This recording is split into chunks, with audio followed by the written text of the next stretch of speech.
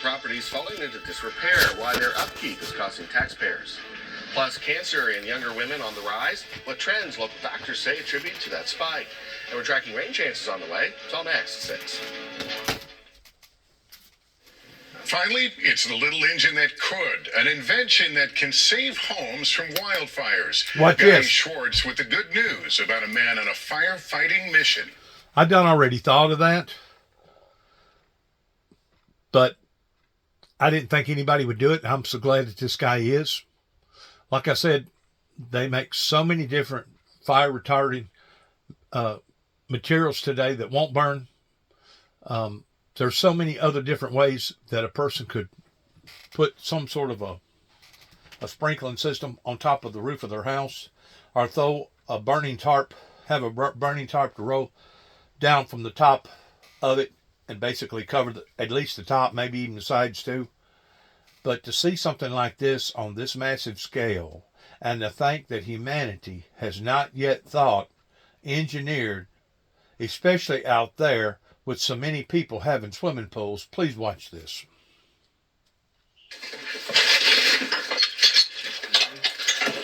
At a home in Pasadena, there's a one-man engine-building fire brigade. There's your firefighter. Getting parts in by the hour for a contraption that is so in demand. If you stop by, you better be prepared to help. Another shipment just rolled up.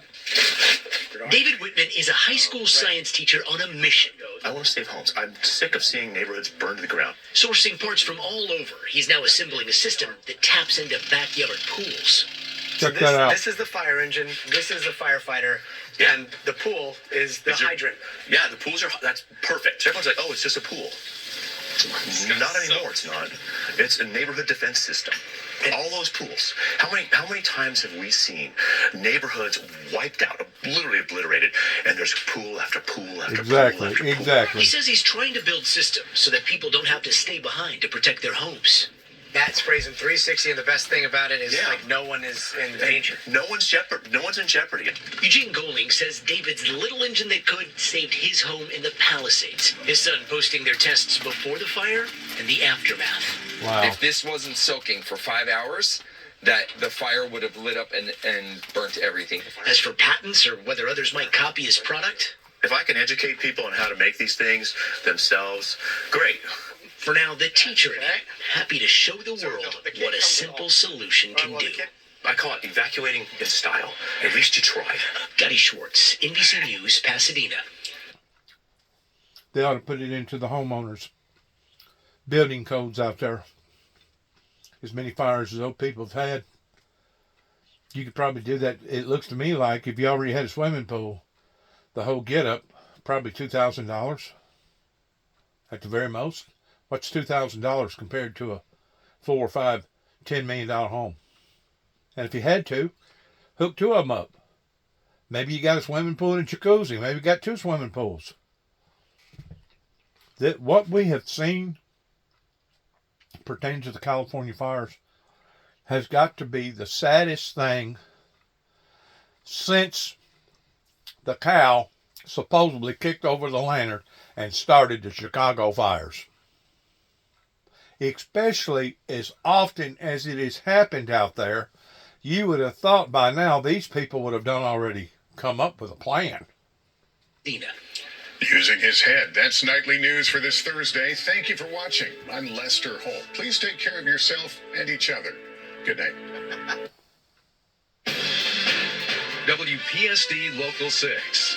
Your breaking news and weather. Just a small little invention like that could save billions of dollars.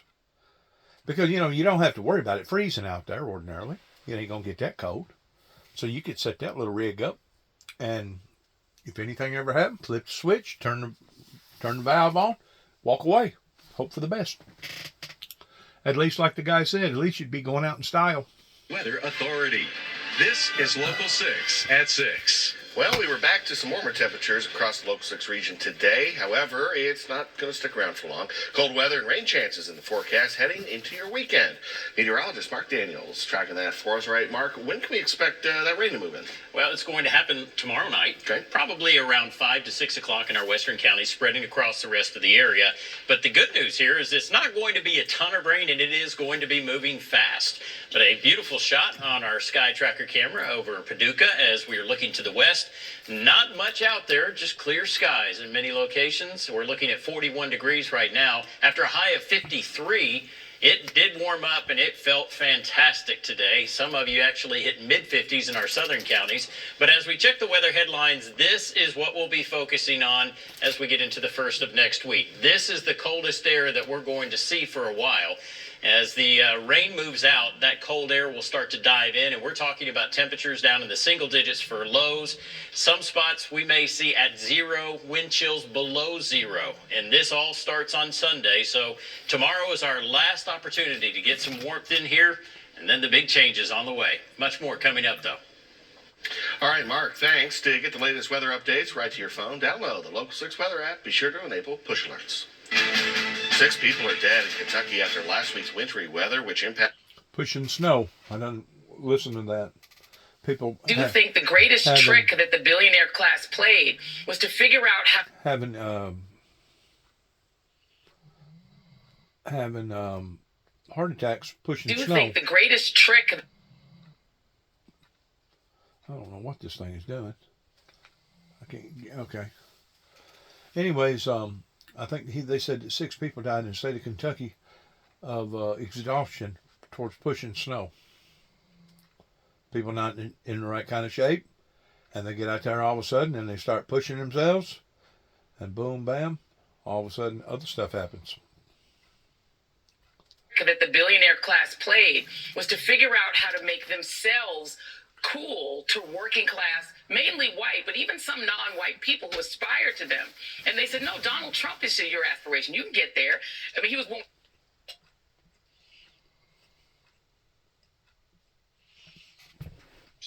Bare minimum, not a big ask.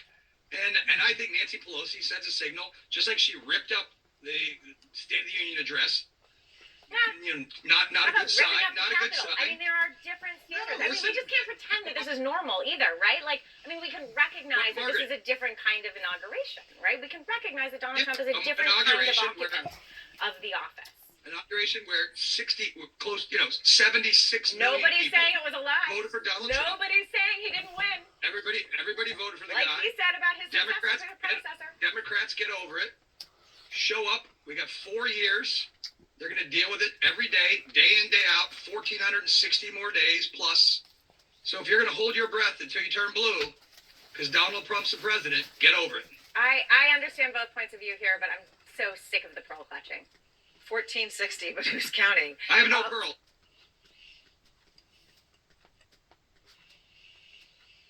They would attack me when I would walk out and tell the truth. This just in, Wall Street Journal is reporting that Kamala Harris has told close allies and family members she's disappointed in President Biden's recent contention that he would have won the 2024 election. She's expressed her deep sadness over losing the election and Biden's comments. That sounds like everybody in politics gets their feelings hurt. Like, you and I have been around this town so long. Like, it's like you expect people to take shots at you.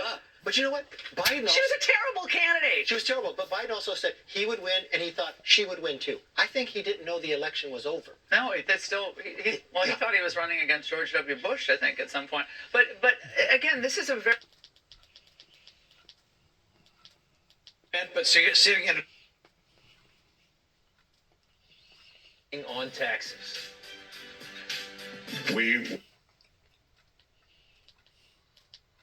Environmental How the person spends the money and the president executes that spending is a very important principle. We haven't had a lot of discussion either in contemporary times or in a long time about not spending. It's a good debate to have about not spending money. I'm open to listening about it, but I'm not sure exactly where the money goes if it is impounded. Has it already been sent? Do you know the answer? Is it in limbo? Is it still uncreated? You know, where is the money? If it actually saves money, there's a possibility impoundment just sort of sits it over here and it's not spent, but doesn't necessarily save money. But I'm all for saving money, and I will be open to listening to the arguments on impoundment. But rescission, actually involving Congress in the cuts, can be done simply with Republicans. It cannot be filibustered. It's a privileged vote, and rescission's the way ultimately to go that will not be challenged. There's no court challenge. There's no legal challenge. Rescission is perfectly legal, takes a simple majority, and by golly, we ought to be able to get a majority of Republicans to cut spending. If they can't, they ought to be sent home. Well, I think you're right. I think you're right on all counts. Just one last